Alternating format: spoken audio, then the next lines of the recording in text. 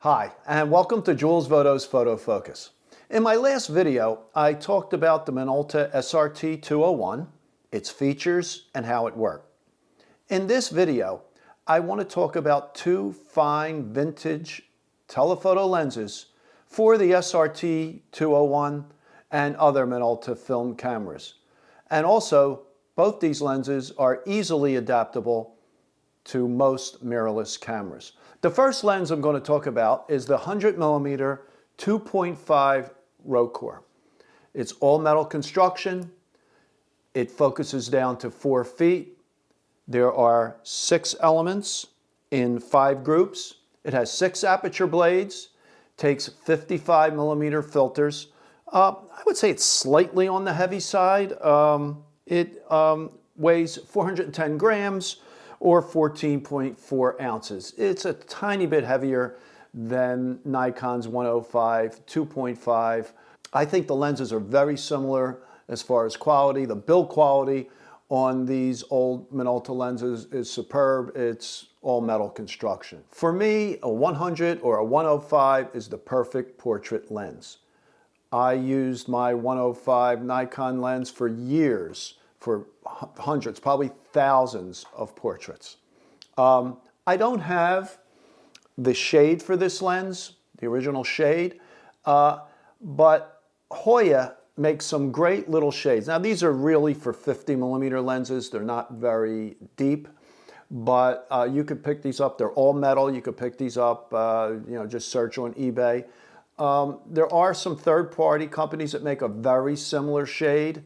And actually they don't have a name on them, and you will find those as well in various sizes. 49mm, I have them in 49, 52, and 55, and even 58mm thread. So they, this will work fine on the 105. Again, it doesn't give you all the protection that you would get if you had the original shade, which is a bit deeper. Very impressed with the sharpness of this lens. Wide open, it's a little soft, but as you stop down at 5.6, it is really nice. And I took some pictures of my nieces and a few nephews recently at a family gathering, and I'm very impressed with the results. Okay, now the next lens, one other thing on this lens, I paid I paid $48 for this lens in 2021, okay? It's not perfect. There's a little bit of oil on the aperture blades. If you're using this on a mirrorless camera, though, generally that doesn't really have any effect, as long as when you turn the aperture ring, you see the lens stop down. Another thing with this lens, it also has half-click stops, okay, which I like. If you were using this on a film camera, possible the oil on the aperture blades could become an issue. Again, it depends on how much, and I would advise I would advise having that taken care of.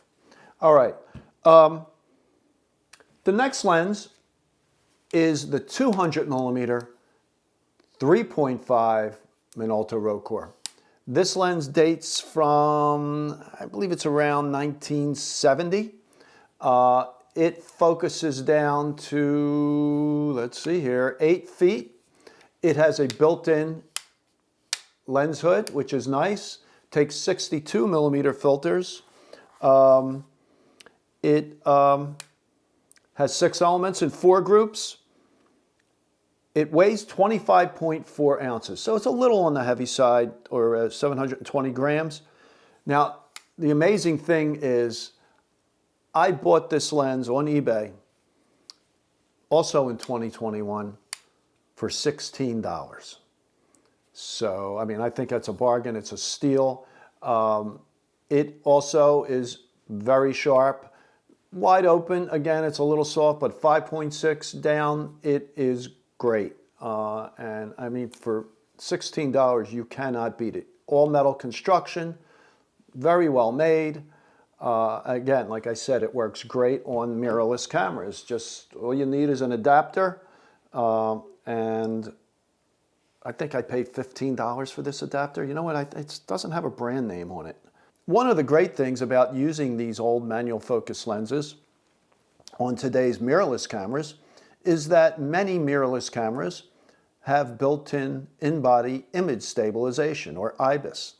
So you get image stabilization with lenses that are over 50 years old, and that's something that wasn't even thought of when these lenses were introduced. Another thing, as far as focusing, most mirrorless cameras have some form of focus peaking and also the ability to magnify the view to get accurate focus.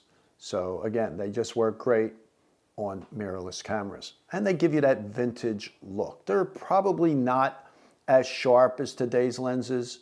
The coatings aren't as good, but I don't know, for portraits, I think these lenses, both of these lenses, are great. 200's a little long, but it really allows you to isolate your subject, to really separate them from the background.